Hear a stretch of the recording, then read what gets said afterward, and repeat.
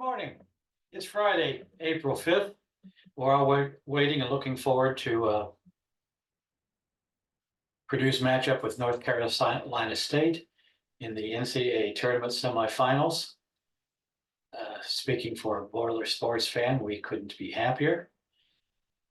Everybody is excited. Everybody wants to see the Burns-Edey matchup. I don't know why.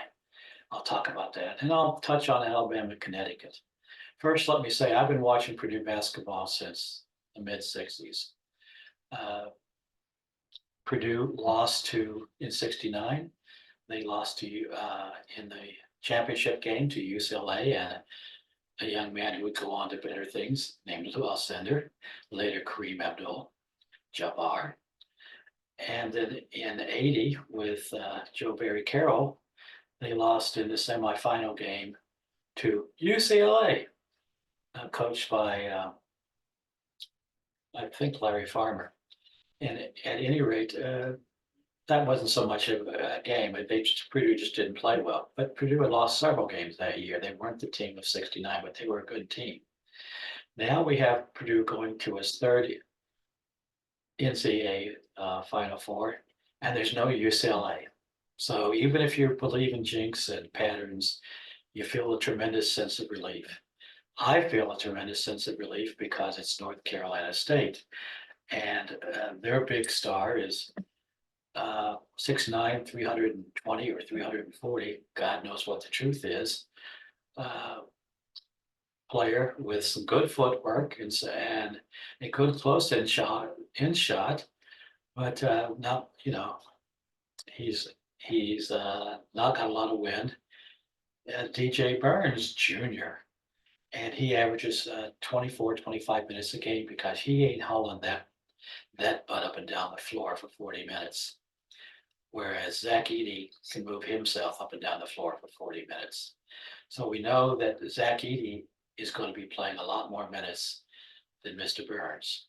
We also know that Zach Edey is, 7, 8 inches taller?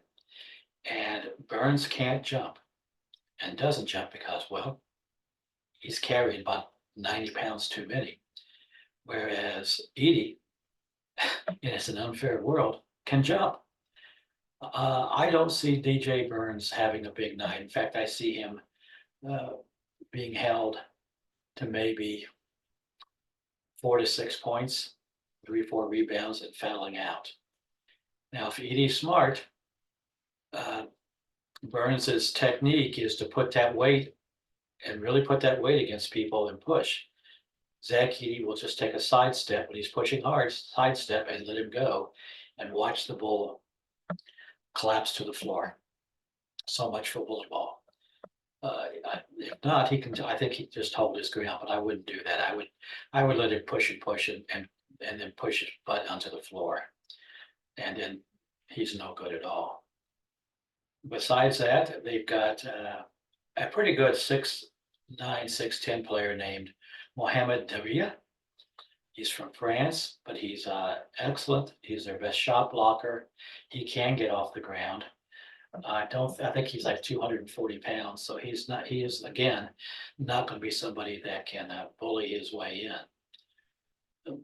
And I also think that Trey Kaufman-Renz can handle him, along with the backups. All that being said, one of the things that you have to remember, if you take Zach Edey off the floor, if the refs step in and call 2 quick touch fouls on Edey, or call him for doing an offensive bump, which everybody does 50 times a game, calls him for fouls and gives him 2 fouls in 4 minutes and puts him on the bench. Purdue's other bigs are good-sized, strong guys. They don't look like it because they're standing next to Edey. But you put them next to other teams, you go, oh yeah, those are good-sized guys. So I'm saying that even if Edey suffers from the ref flu and goes to the bench, that you're going to see Purdue win this game by 15 to 20 points. If Edey stays in the whole game, you're going to see him get 30-plus points, and you're going to see him get 15 rebounds. Now, I'm going to go on a limb here and say I think The other star of the game, and it's always Edie, but if another star arises, it will be Fletcher Lloyd. I think Fletcher Lloyd is quite capable of scoring 20 points in this game. The guards from North Carolina State are not overwhelmingly big or fast. Every time Purdue plays a game, I hear the experts say the other team's guards are going to overwhelm them. Well, I've been waiting and waiting and waiting and waiting, and it hasn't happened yet. Maybe that's because the experts have a reason to be wrong. I don't know. So anyway, this is a game where I think Fletcher Smith has a shot at a triple double. I don't say he's going to get it, but a shot at the triple double. And this is a game where Fletcher Lloyd, I think, can get 20. And if a couple of other players get their 3-point shooting back, it could get very ugly very fast. So my prediction is Purdue, whether or not Edie is able to play 30 plus minutes. Now I look at Alabama, Connecticut, and I'm going to say this is based on a feeling. Having watched both teams, I've sat back and watched a couple of Connecticut games, and I've seen Alabama play a couple of times. And I say right now, Alabama beats them. Alabama will rain threes down on Connecticut. Just a hunch that they can do that to the Connecticut guards, and that they can nullify Connecticut's inside game. They have enough size. So that being said, I'm picking it to be an Alabama Purdue championship. Now, do I think Connecticut can win? Oh yeah. Yeah. I don't bet, so I can make these predictions. I would not bet on Alabama beating. I have a feeling that's what I am. But Connecticut plays Purdue. We'll talk about that probably Sunday, and I'll go into my thoughts on that. But right now, I look at North Carolina State, and I don't think their star shooting guard, and he's a good one, Michael O'Connell, who's what, 6'1". He's not going to tower over the guards and get easy shots. I think he's going to end up underperforming.